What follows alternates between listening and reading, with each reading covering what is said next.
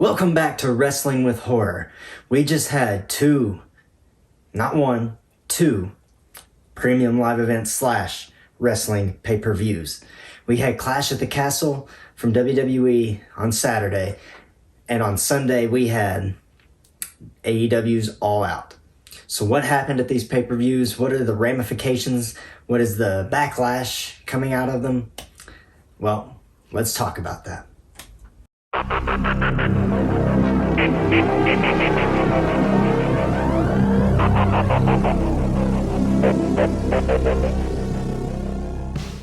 So first we're going to look at Clash at the Castle that took place in Cardiff, Wales this past Saturday. So rather than go through each match one by one, I figured I would just kind of give you the highlights for me. So first off, we're going to start up with what I think was the best match of the night, which took place between Sheamus and Gunther. Now, this match was exactly what you'd expect. It was hard-hitting. It was brutal. It was honestly a shame that someone had to lose this match because both of these men gave it 110%. They went out there, they laid it all on the line, and you could just look at Sheamus's chest after the match. It was tore up. And the reaction that he got from the crowd, the embrace that he got from the crowd after the match, it was something to see. And it was a very nice moment and a wonderful, amazing, hard-hitting match. So moving on to the next thing, we're looking at Judgment Day taking on Rey Mysterio and Edge.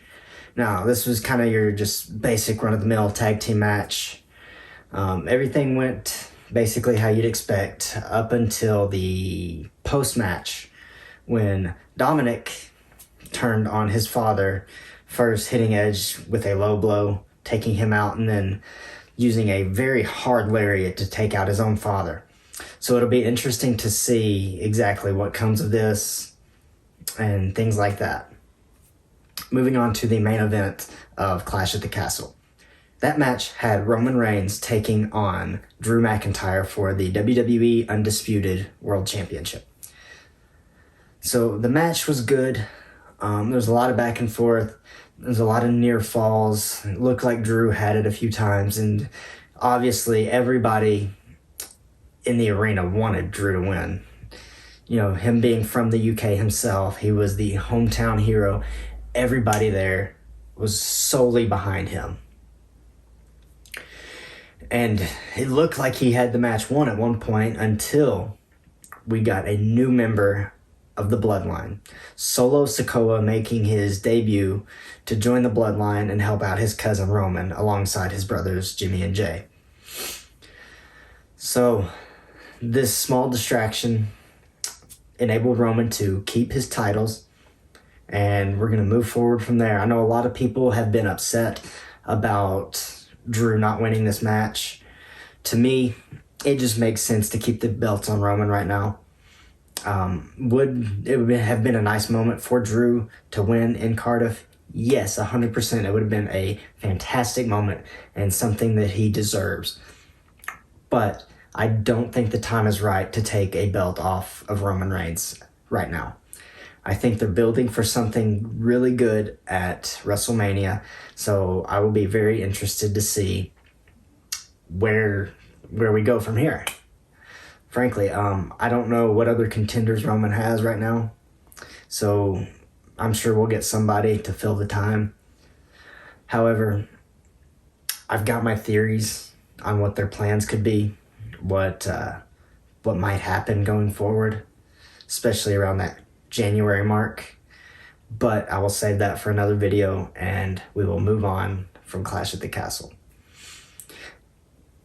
Also, last thing before I stop talking about Clash at the Castle, the reaction that Edge got during his entrance was phenomenal. The entire crowd singing along with Metalingus was just another wonderful moment that made the show even better.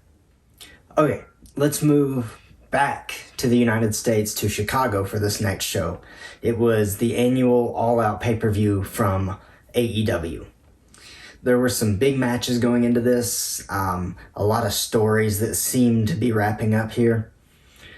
I'll talk a little more in depth about this one, just personally a little more invested in it. So, this show started out with a pretty good ladder match.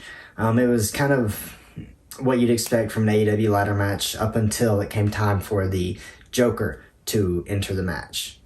When it came time for that Joker to enter the match, we actually got several masked men who just stormed the ring, beat everybody down, and then one of them climbed the ladder, grabs the chip, demasks, and it is Stokely Hathaway.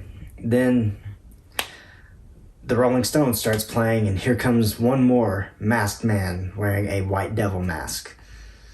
He takes the chip from Stokely, pretends he's going to take his mask off, gives a finger wag, says nope, and leaves.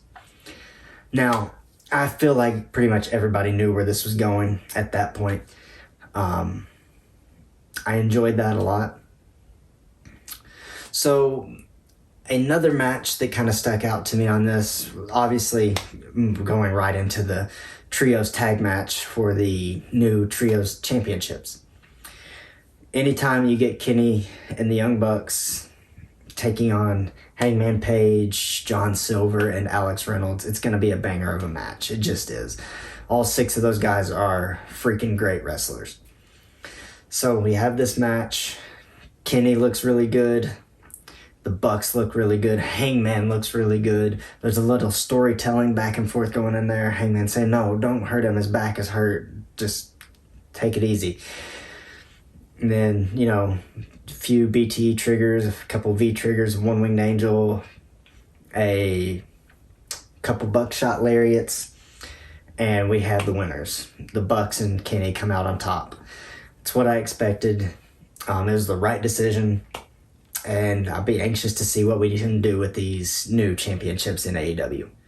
So I'm probably going to be jumping around a little bit just because of the matches that are coming to me in this order. But moving on to Christian Cage versus Jungle Boy. So I was excited for this match. I like what they've done in the build-up. Christian, again, has always been one of my favorites. So anytime he's doing anything, I'm going to watch it.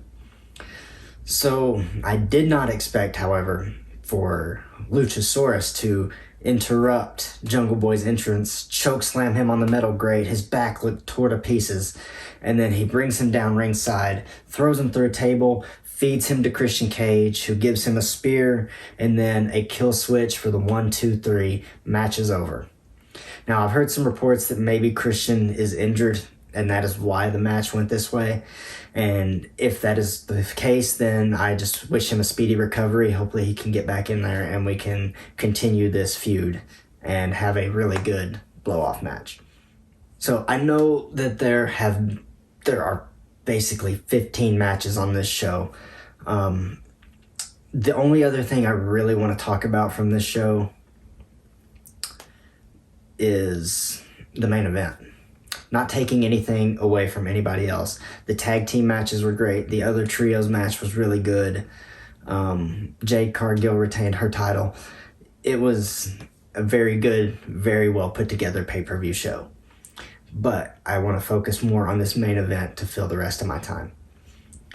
So we had the rematch between Jon Moxley and CM Punk. We all know that CM Punk's going to be the hometown hero in this match. He's going to come out. Jon Moxley's going to come out basically knowing he's getting heat from the very moment he steps out from behind the door. So what do we get? We get another hard-hitting, brutal match. These two laid into each other. CM Punk gets busted open.